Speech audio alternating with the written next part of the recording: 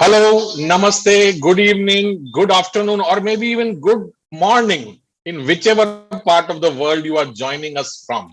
My name is Deepak R. Khemani, and I am one of the co founders of Bloom. Bloom is the brainchild of Miss Payal Irani. Bloom is a flower that has blossomed and is spreading its fragrance across the globe. At Bloom, we are into physical and mental wellness, trainings, speaking engagements, and creating signature workshops for corporates and individuals desirous of going to the next level. Bloom will be catering to each and every aspect of an individual where we will be creating masterpieces through our signature programs. Our powerful team has been handpicked. They are the who's who in their respective domains and industry veterans, having an accumulated 200 plus years of experience specializing in their own field. At Bloom, we strongly believe in co creation, collaboration, and teamwork. I invite each and every one of you to be a part of Bloom, where together we grow, and as Bloom blossoms, it creates ripples the world over. My co-host today, Dr. Neeta Matre Mishra, is also a co-founder of Bloom.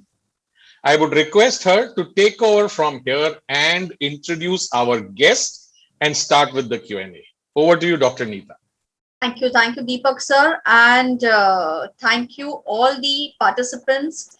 Today we are on our last 2021 Sunday of this year, and Bloom is really very happy and is in complete gratitude for all your support, all your blessings, and all the encouragement which you have been bestowing us and bestowing with all your good intentions.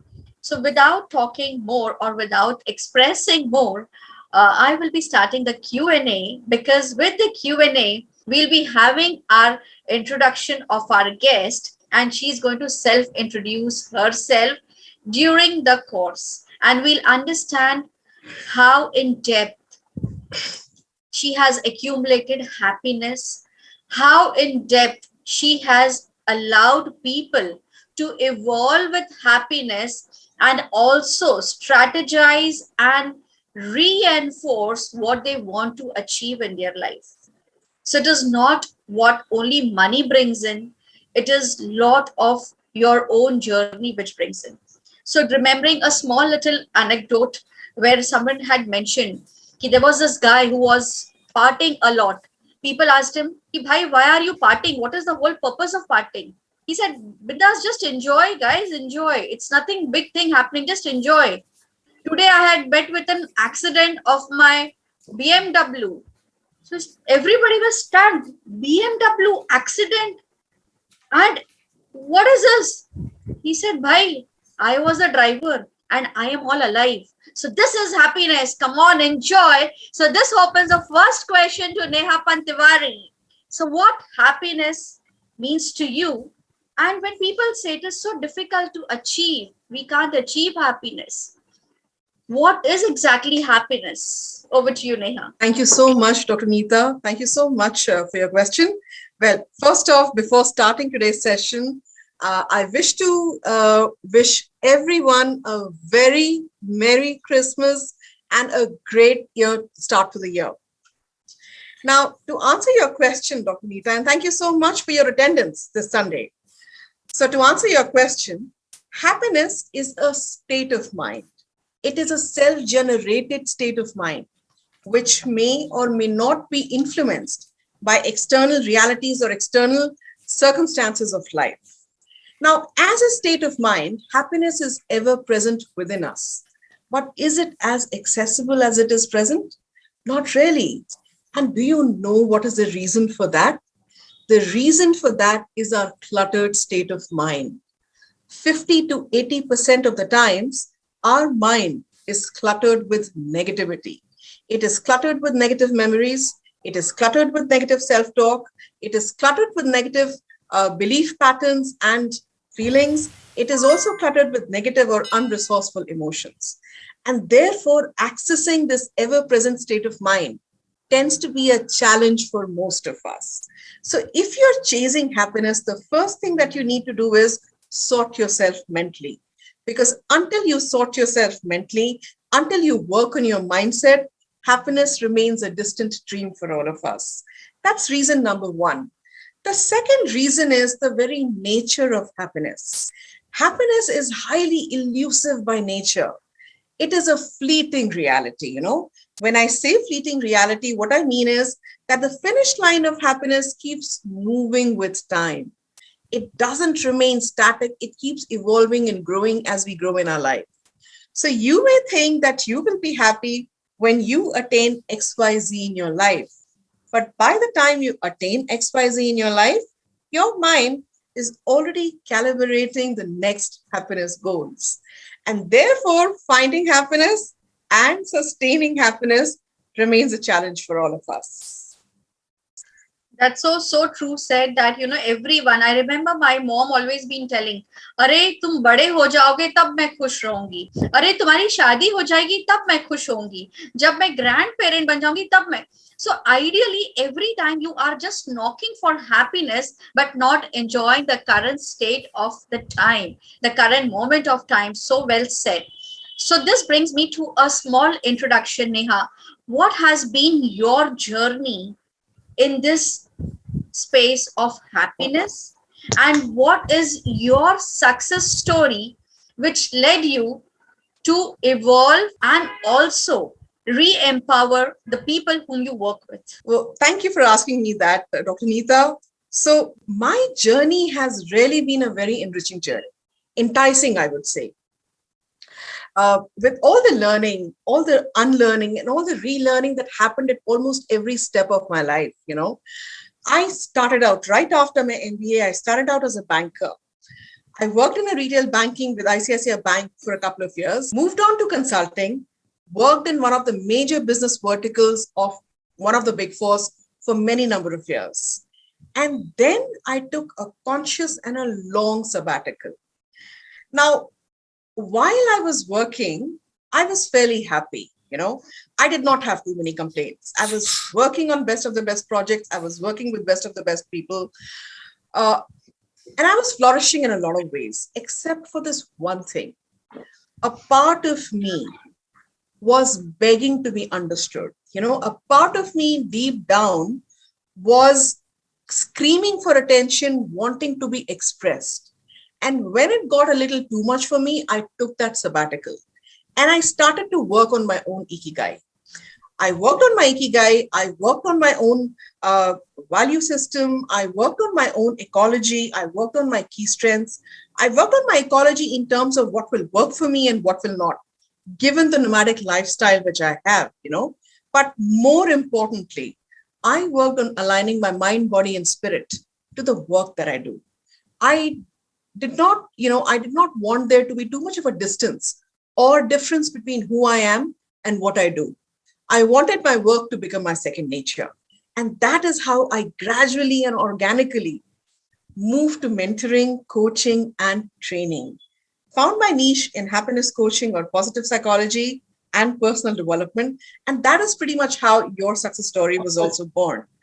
Now, to give you a brief background as to what really motivated me and what do I do here, I have been in the space of personal development and positive psychology for a while now. And what I realized is that people understand the importance of creating positive changes in their lives. They understand the gravity of that, but not many are able to make those changes happen.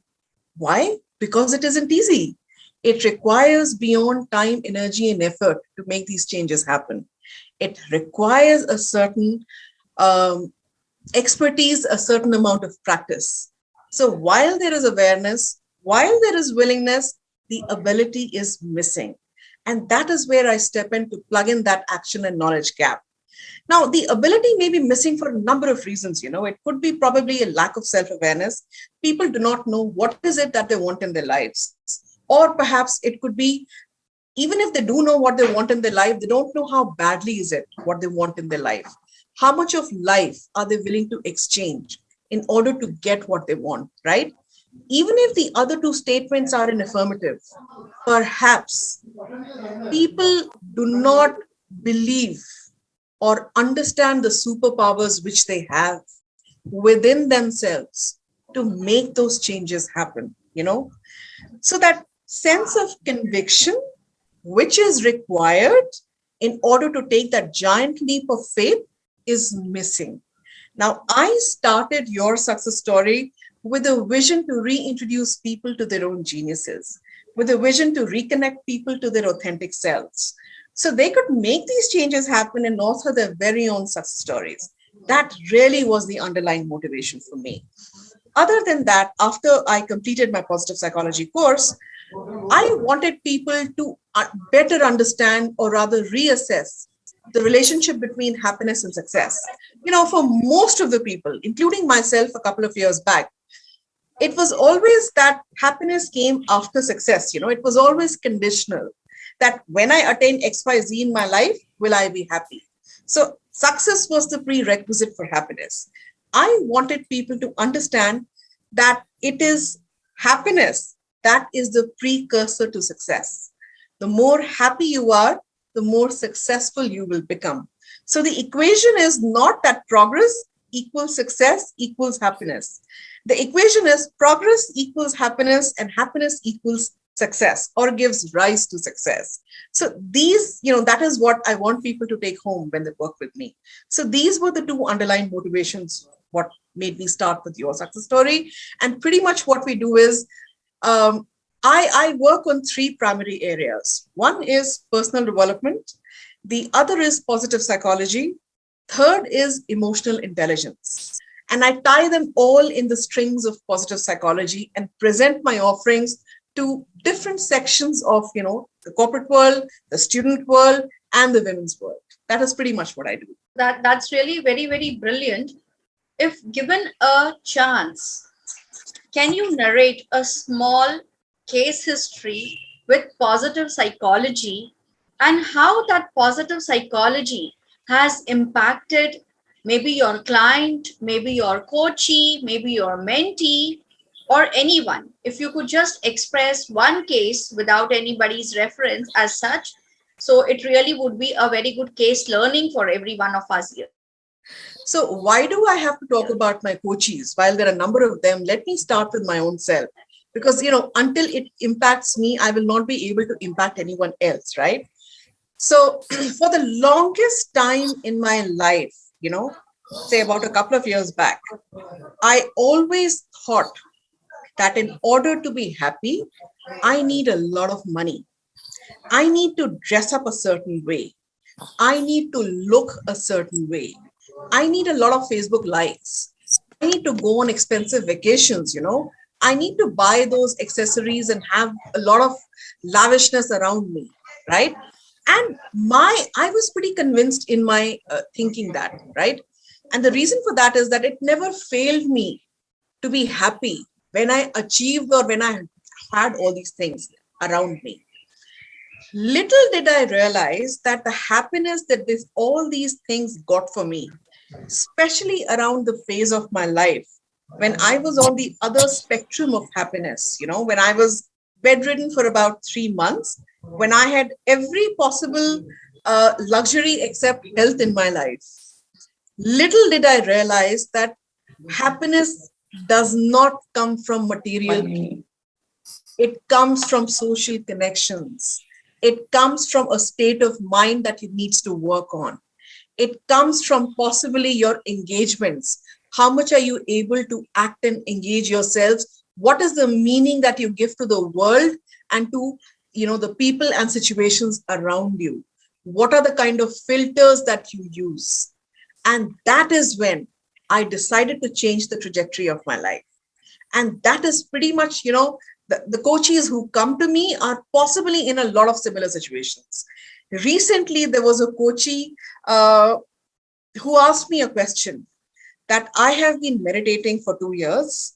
I have been, going for long walks, as you tell me, for a couple of months now, but nothing seems to be working. What do I do? All the happiness habits which you are telling me is something which I'm inculcating in my life. And yet I don't remain happy for a long time in my life. And that is when I explain this person that the quality of your relationships decide the quality of your life. For last 6 months, this person has been working on those relationships, the daily interactions, the social connections, the personal connections, the professional connections by applying different filters of forgiveness and compassion. And today, this person's dopamine spike and this person's happiness quotient is much more than what it was a year ago. That is pretty much how I would like to say. Wow. So that's really so nice. I think compassion is the prime key for everything. And it's not compassion towards the other person. It's moreover compassion towards your own self, towards your own judgments, towards your own understanding, towards your own perception. Bringing this a very important part of positive psychology, as you mentioned, compassion is the key. And you also work in the space of emotional intelligence. So can you bring in how emotional intelligence and happiness journey goes together hand in hand? Great question there, Dr. Neeta. So, what do we know about happiness? What we know about happiness is that it is the opposite of unhappiness, right? If we stop doing things that irritate us, that put our emotions down or make our emotions heavy, and things that frustrate us or things that we hate, that trigger us, we will become happier in life. True or true, right? Now, is that really a possibility? Is that even feasible to think? For all you know, those are things which are inescapable part of our lives. We cannot stop doing things which bring us unhappiness as much as we want, right? So what do? What we do is we create constant, consistent moments of happiness. And instead of focusing on bigger joys, we focus on smaller joys in life, right? Now, here is what the matter is.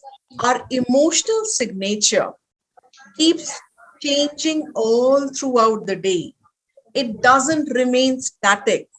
We cannot be feeling the same thing or, feeling the same thing either physically or emotionally or mentally throughout the day.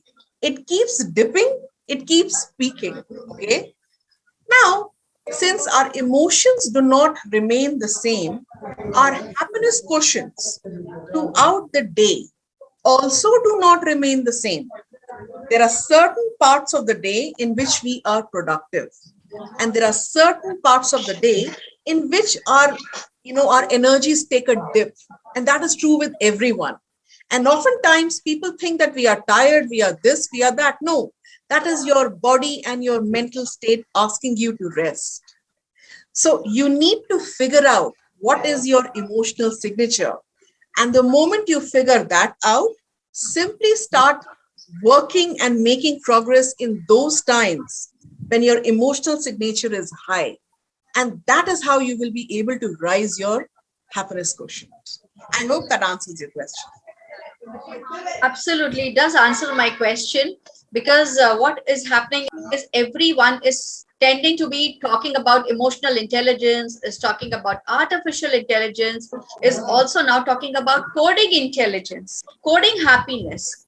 But my first question is, when we see a small child who is just happy for no reason, how can we come to that state of just being happy for no reason? Why do we really have to have a reason to be happy? Can you just highlight few tips or maybe some do's and don'ts here? All right. That's a great question, Dr. Neeta. To give you a certain context, let me tell you, let me give you a brief background about happiness coaching, so to say, because it is related to what you're saying. Now, happiness coaching is not so much about moving you from unhappiness to happiness. It is more so, it is about moving you from a state of unhappiness to a state of non-unhappiness. Do you sense that subtle difference that I'm talking about? Why is that? That is simply because fundamentally, positive psychology assumes that every individual is happy, whole, and complete. That happiness and inner peace is the fundamental core human nature. You cannot be devoid of it for too long until you decide to dwell on it. Okay? While nothing in the world can bring us everlasting joy and happiness, there is no such thing as everlasting joy and happiness.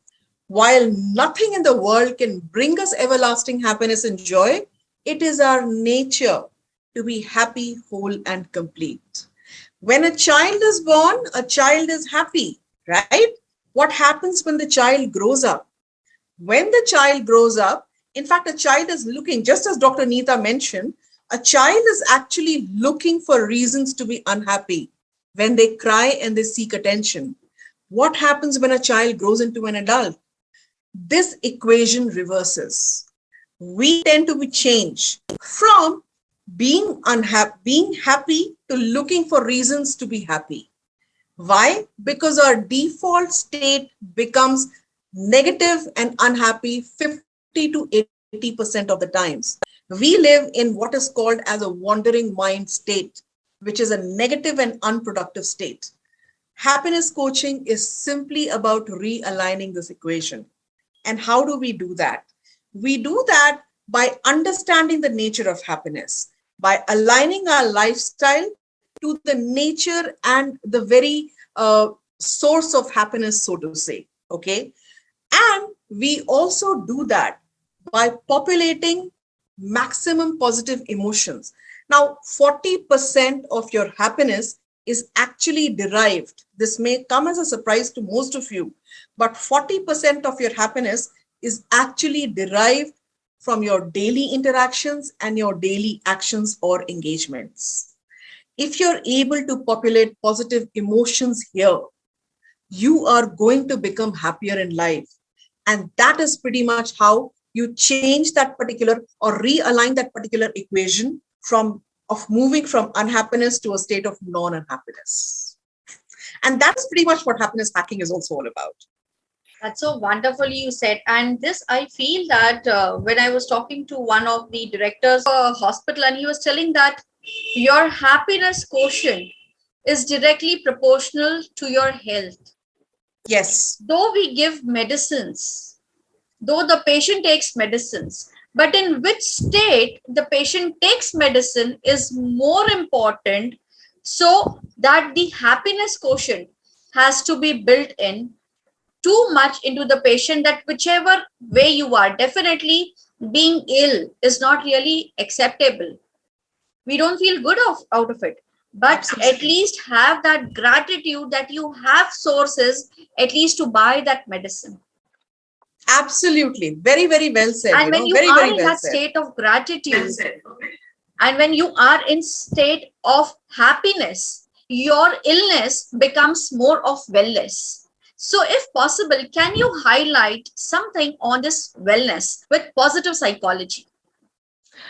So, you know, anybody who has been unwell, a lot of people I know who've been unwell and who've been unhappy have had a chance to read about have had a chance to indulge in the work of Louise Hay, Heal Your Life. She talks about it very, very elaborately, and she talks about how emotions have an impact on your overall health, right? The happier you are,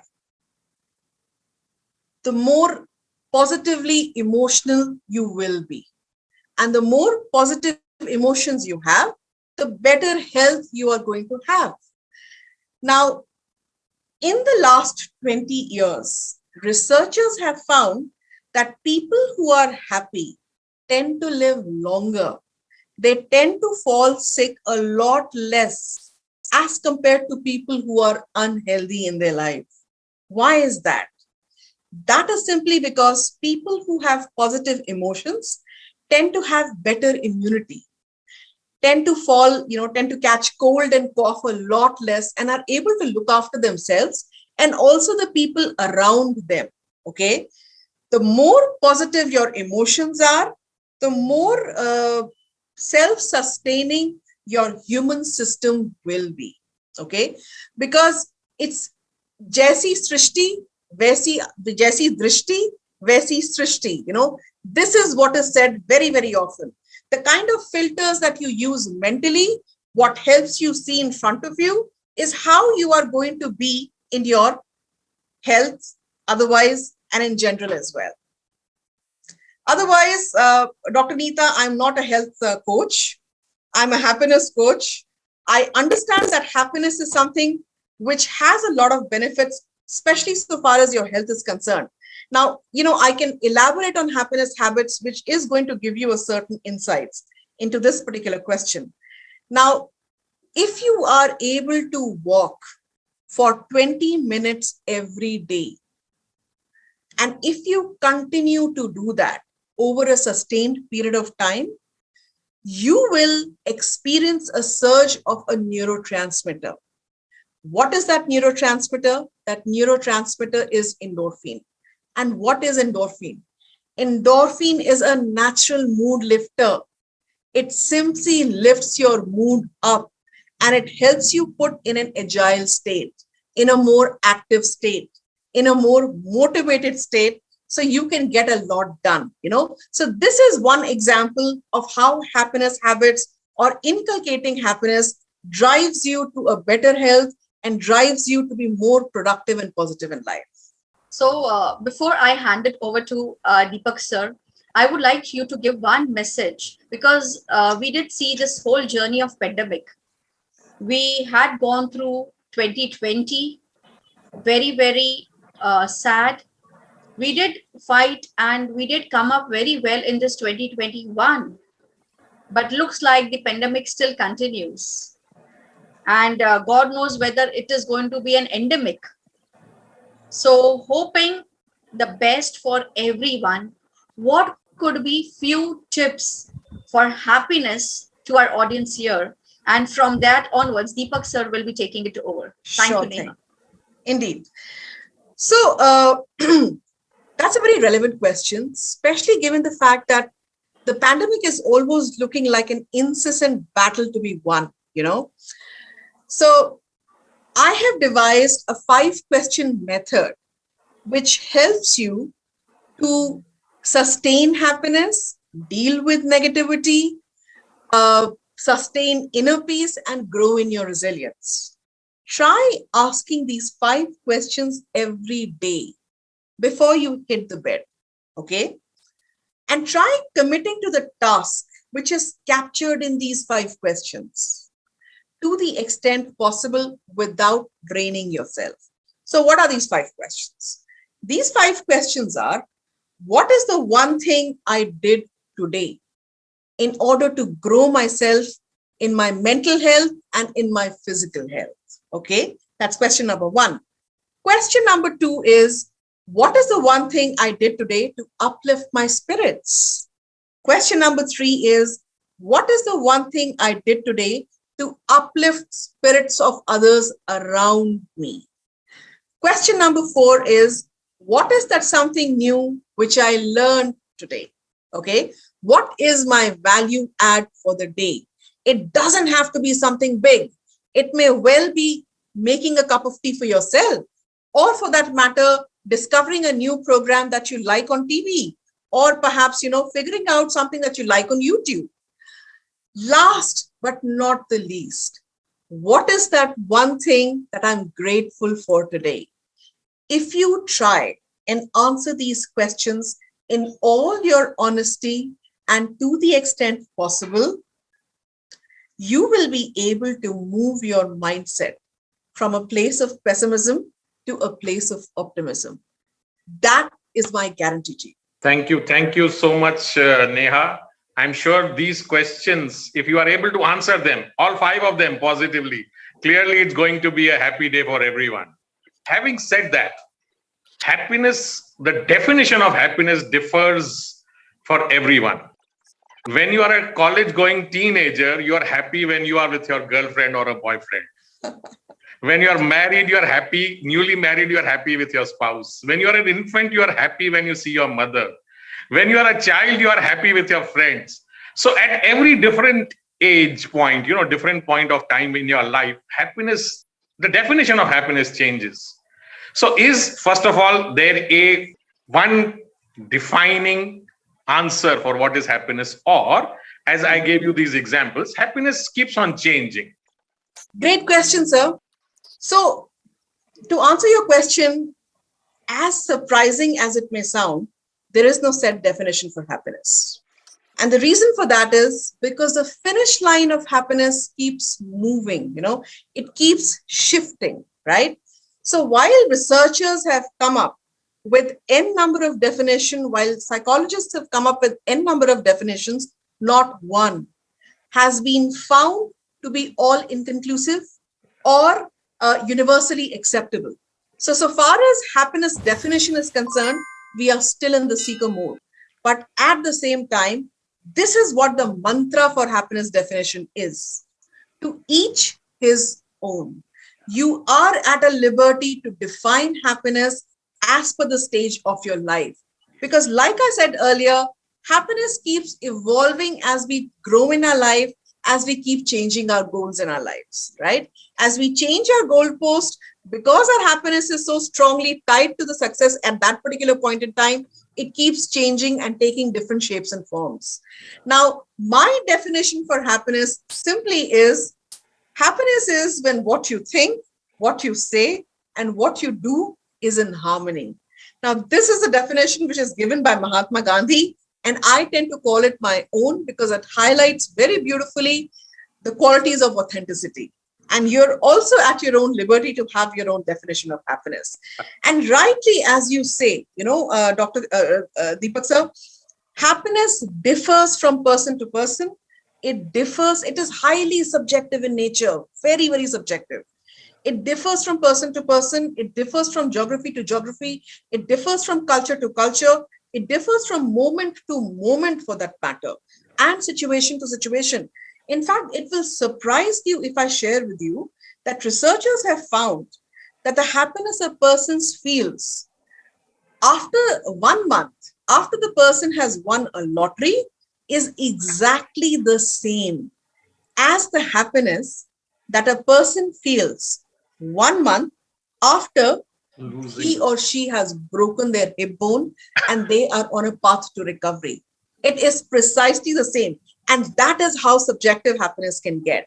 And therefore, when it comes to defining happiness, to each his own is what the mantra is. Yeah, I mean, very, very well said. And just as when you were explaining this, answering this question of mine, Brigadier Basim put in 2 or 3 very, very relevant comments.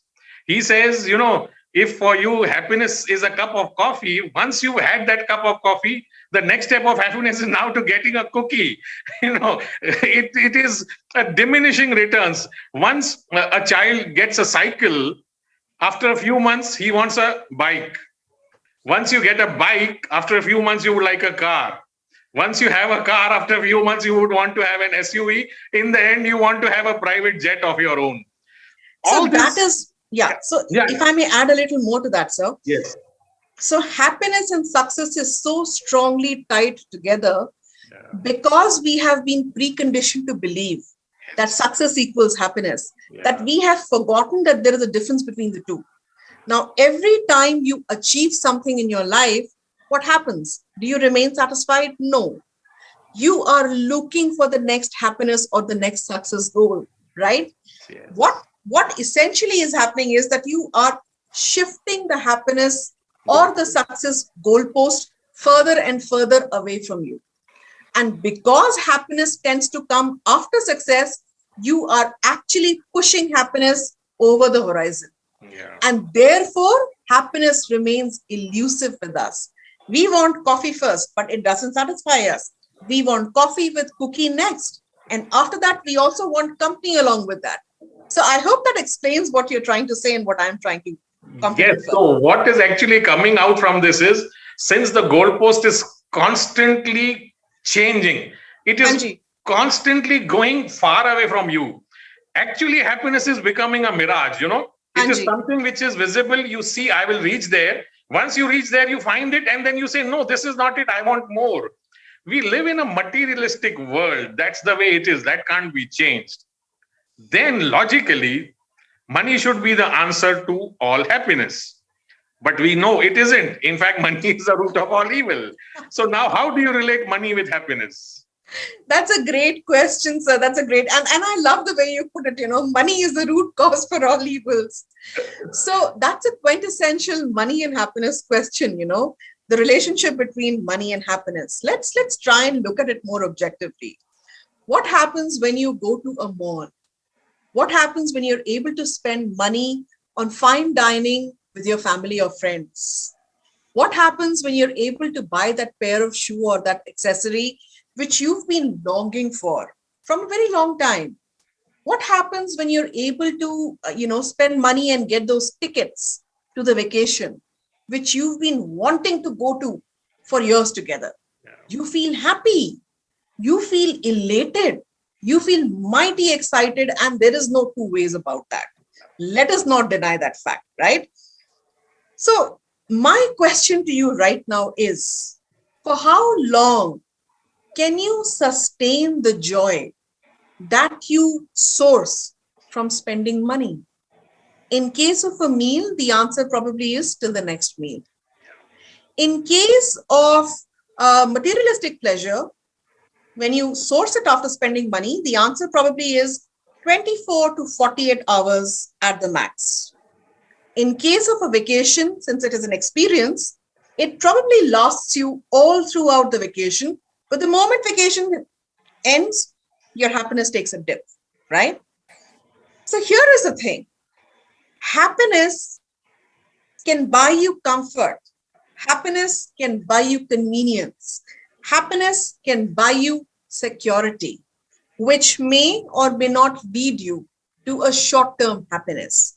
When it comes to long-term happiness, your external world or external circumstances like looks, power, fame, education, status, all these things, that accounts only to 10 to 18% of your happiness. What about the rest? 90%? Rest 90% of your happiness purely depends upon the way your mind processes the external reality, the kind of internal dialogue that you have within you, the kind of filters which you use to view the external world. And that probably is the reason why, sir, that people often say that happiness is an inside job. So that is what, instead of looking at success, instead of comparing yourselves, instead of looking for anything materialistic, the moment we sort things mentally and the moment we take an inward journey, that is when we will be able to sustain and find happiness. Yes. Very, very well said. Money can give you comfort. Money can get you convenience, but it will only give you temporary happiness. Anji. It will probably go away when you are returning from your vacation. You're looking to buy that brand new car, and if that car meets an accident, all the happiness goes away. And Dr. Neeta gave that example of a person who was very happy when his BMW met with an accident, but he was very happy because he was a driver, nothing happened to him. Yes. So it's all a state of mind. Happiness is inside you. Happiness is who you are. Yes. Now, a lot of people would then say, since happiness is related to money, and even though we know you said it is 10 to probably 19 or 20% of what it is, what happens if we give away these materialistic pleasures, we give away this life? I go and become a hermit, a sage, a saint, a recluse, probably go away and stay up in the mountains. Now, since there is no more attachment, there is no more need of money, can that lead you to a permanent state of happiness or not? No, it can't. I'll tell you why. Because if you give up money and luxury, it anyways is accounting only to 10 to 20%. It is not accounting to a major percentage of happiness. Am I right? Yeah. So here is how it works, sir. Out of 100% of happiness quotient or 100% of happiness in your life, 10 to 18% approximately is sourced from the external circumstances. 50% of your happiness is attributed to your biology or genes.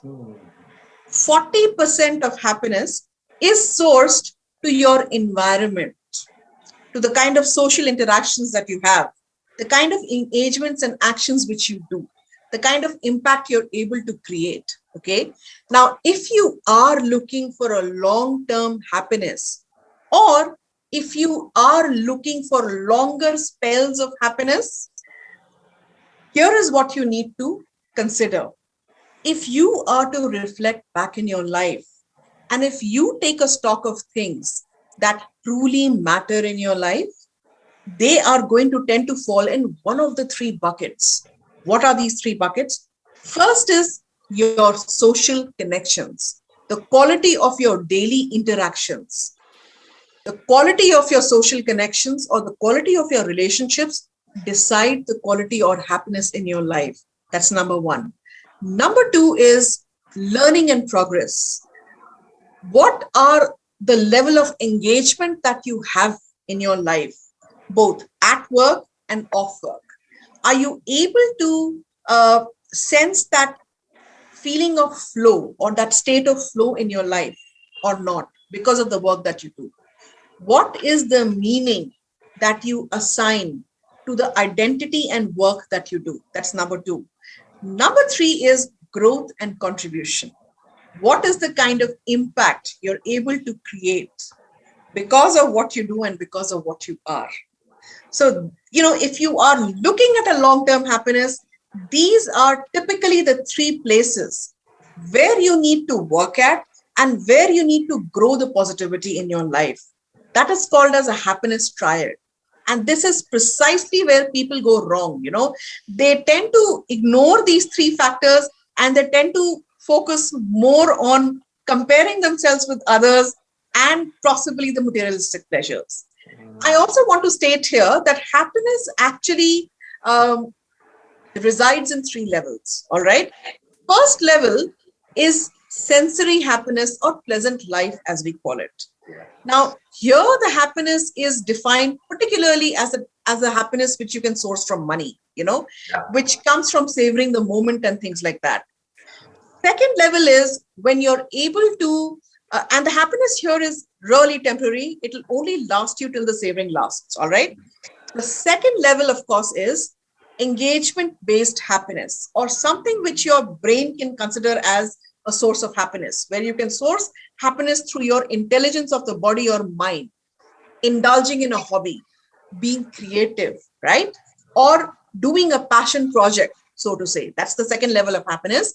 It'll last you longer as compared to the first level of happiness. The ultimate level of happiness is called as a purpose-based happiness. This is where you derive your happiness by identifying the purpose in your life, living your passions fully, and deriving happiness from a place of philanthropy and contribution.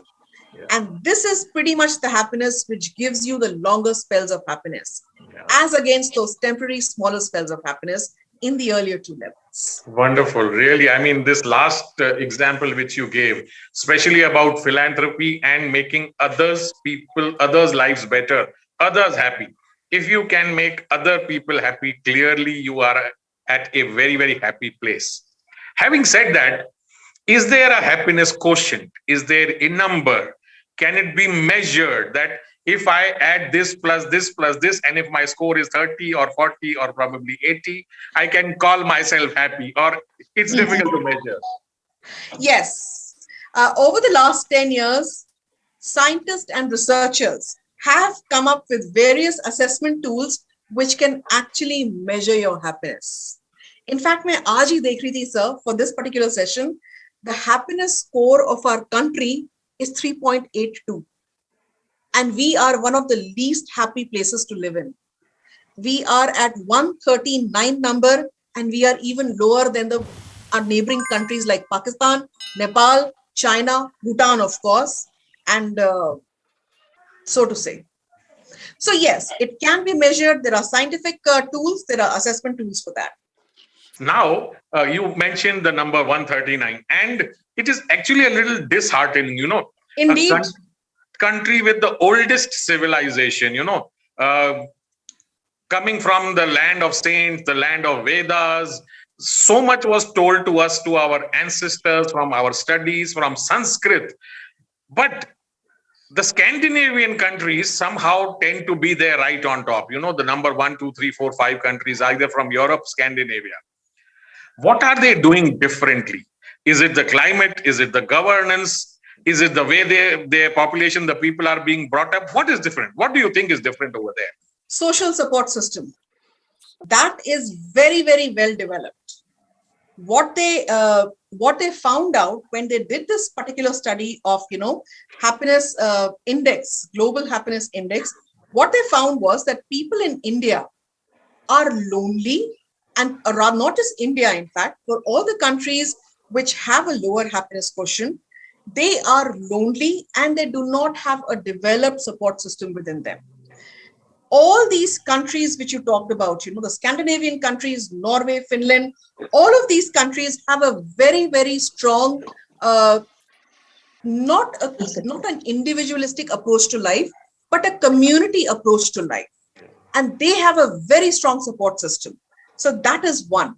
Second is all of them believe in, something which is called as doing things on their own, using their hands more and their heads less. In India, we have a lot of domestic help. Hum itna kaam nahi karte yahan pe. So our mind works more. And because our mind stays 50 to 90% or 80% in a wandering mind mode, our mind is a devil's workshop for most of us. Okay. I don't say all of us. It is not a blanket statement, but for most of us. And that is pretty much what shows in this particular index. So clearly the social support system, 100%. the way they know that tomorrow if they fall sick, they don't need to worry about who will bear the expenses. The government, the state will take care of it. Tomorrow, if the person is alone, he doesn't need to worry who will take care of that person. There will be old age homes. There will be social security. They have been active throughout their life, working, as you said. We are used to a lot of domestic help and, everybody doing things for us, and we are actually using only our brains and lesser our bodies. That probably also is leading to, physical illnesses, problems, and then consequently emotional issues, and then not being so happy. So there are so many things to factor in to decide whether you are happy or not. At this point, Brigadier Bhasin sir, he is our patron and our supporter, and he has been very, very active on the chat. He has been throwing out a lot of numbers and a few of his comments. Brigadier Bhasin sir, if you would like to unmute yourself and say a few things. Firstly, I think I want to really thank Neha for an excellent session. I think I have done a lot of work on this subject, and it all got initiated when I heard a 3 hours lecture by Sister Shivani.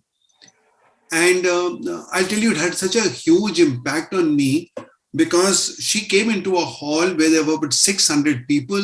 There was a lot of pin drop silence. There were a lot of standees saying, please maintain silence.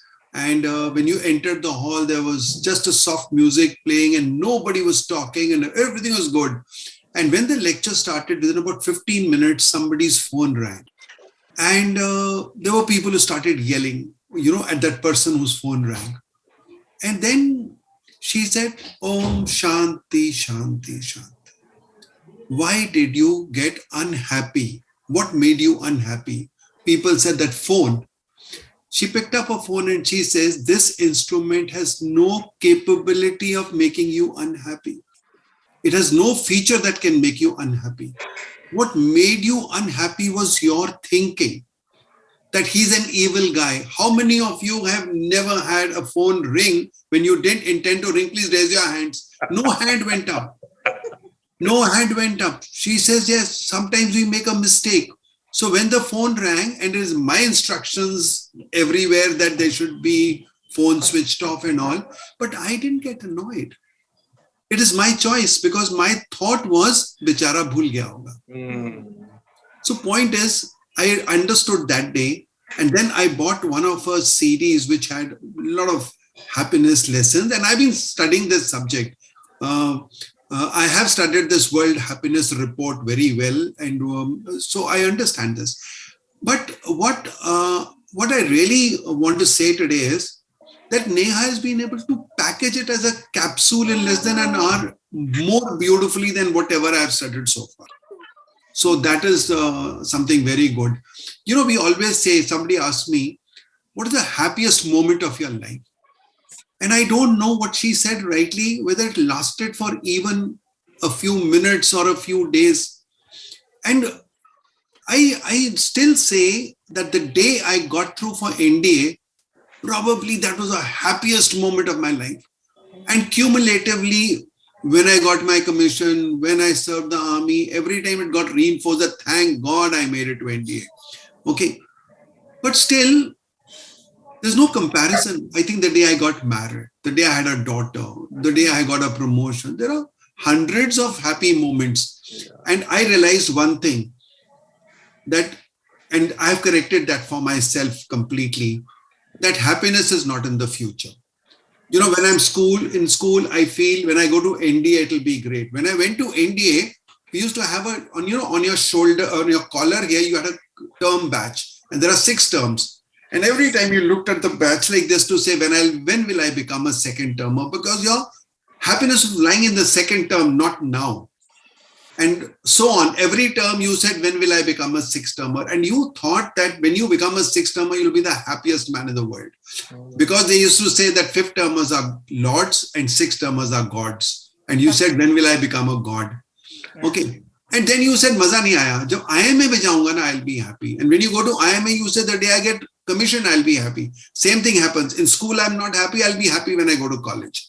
When I go to college, I'll be happy when I have a girlfriend. And I'll be happy when I get married. And when I'll get a child. You keep looking at happiness ahead. But I think happiness lies in this moment. And that we can do. And it's your own choice. So I think a very good subject. But now I want to ask Neha a question, which has been lingering on in my mind. With this background that I've given you, I sometimes know what is to be done, but I'm not able to do. For example, yesterday whole day, one thought, maybe one fear, maybe something that avoided my being happy throughout the day. And I'm telling myself, let's forget that. Let's forget that. I also know that you should replace a negative thought with a positive thought. And I also tell people that if you want to be happy, it's some unhappiness is lurking, immediately write down 10 things that are good happening right now. So your mind shifts. But Neha, I couldn't do it. So I want to know if there is something better, deeper than just these couple of formulas. When you intentionally want to get happiness, when you are really unhappy, there's something which is overpowering, maybe a close death, maybe a fear, maybe, and half the time we are fearful about or we are unhappy about things that never happen. Yes. Absolutely. So yeah. So I'll answer you basis what Martin Seligman answered for exactly the same question. And this was done last year in one of his YouTube talks. Okay. He said that the pandemic is giving me a fear. And oftentimes I'm not able to move away from that fear, knowing fully well that it may not be real. So he said, over a period of time, what I do is I ask myself these 3 questions. What is my worst fear? What is the best thing that can happen? And what is most likely to happen? Try and focus your thinking on what is most likely to happen. You know, सबसे बुरा क्या हो सकता है, सबसे अच्छा क्या होगा, but what is it that is most likely to happen? Try and constrain your timelines not to the future or to the negative timelines, but try and stick yourself to what is present and what is it that can happen for that matter. Hope, optimism, spirituality. These are 3 key strengths which will help you to grow that particular optimistic or quotient of moving from negative to positive. And it happens to all of us, Brigadier Bhasin. It happens to most of us, to the best of us at some point or the other. A thought grips us. And the thought is so powerful that we are not able to move away from that thought, despite knowing fully well that it may not be real. But the fear of it keeps lurking on and off.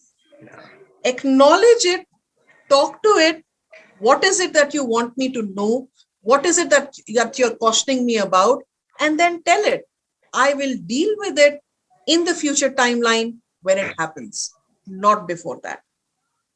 Osho said something very beautiful, sir. Osho said that every problem in life has a solution. There is no problem without a solution. If it doesn't have a solution, it is not a problem. It is a situation in life. And you deal with it as and when it crops up in your life. Not before that, not after that. Only at the time that it shows up in your life. Half the time, our fears and our worry are actually imaginary. They're not real. And that is something that we need to work on, you know. So this is something that I can suggest you.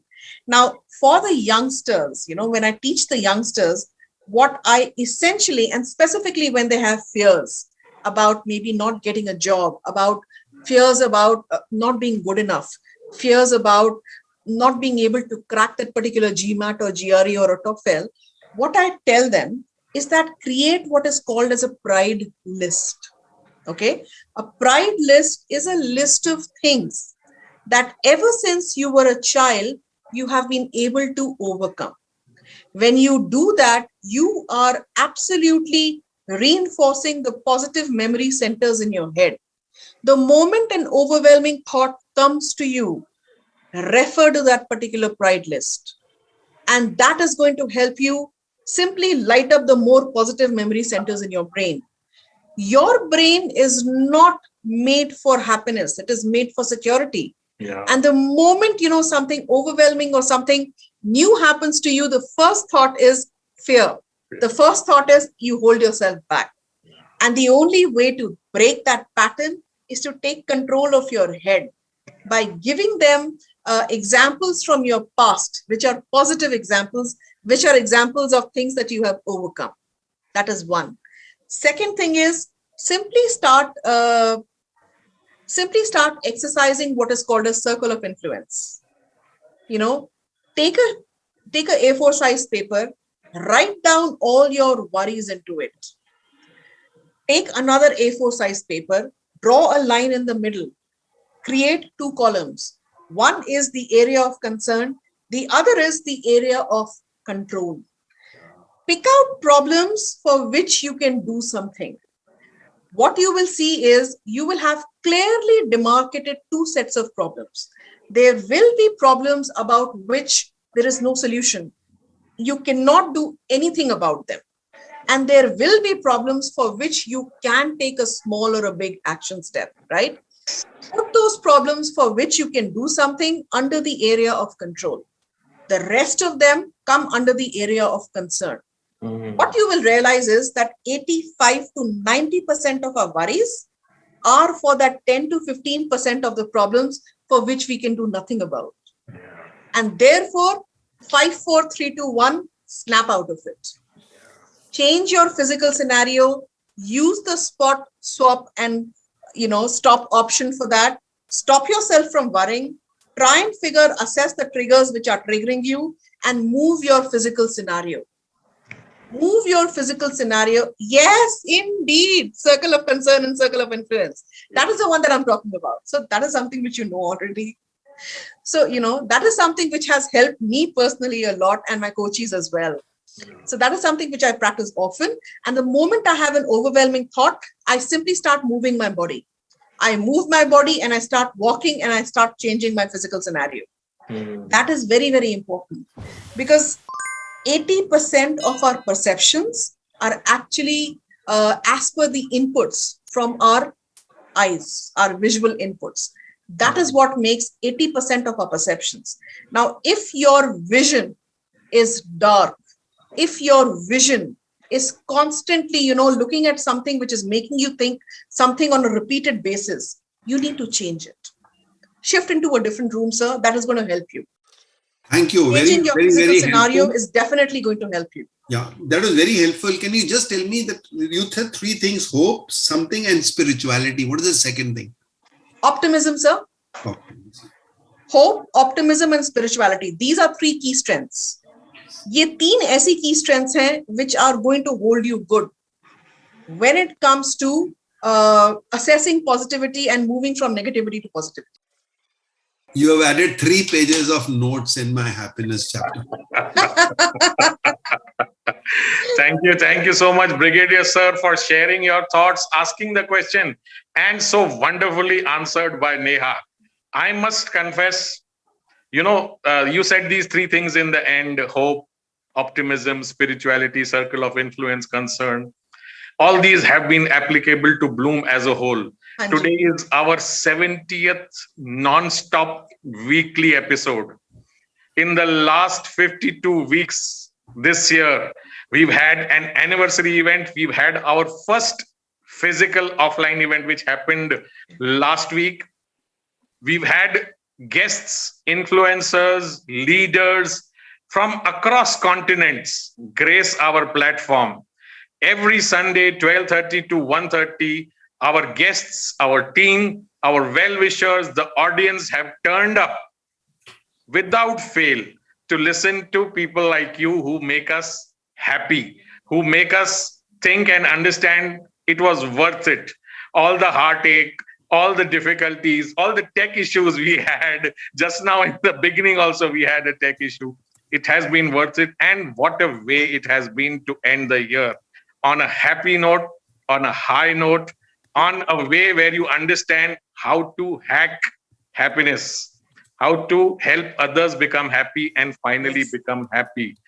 Thank you so much, Neha, for gracing our platform, for spending the last 1.5 hours with us, for telling us and our audience how to become happy. We were born to be happy. Somehow, education removed a little bit of our happiness.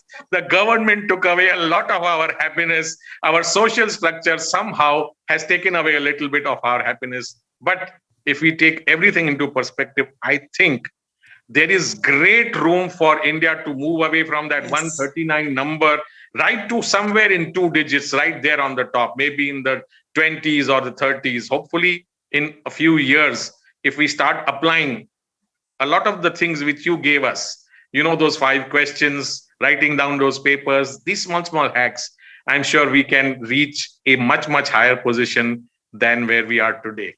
Thank you so much for joining in. It is 1:39, 1:40 on a Sunday afternoon. We are very, very close to lunchtime. Thank you everyone for joining us. Keep on blessing us with your best wishes for attending these programs and looking forward to a wonderful 2022. Thank you so much. Thank you so much, Dr. Neeta. Thank you so much, Deepak sir. Thank you so much, Brigadier Bajin. Thank you so much, Payal. And thank you so much, everyone in attendance. It has been an absolute honor and a pleasure to be on the Bloom platform.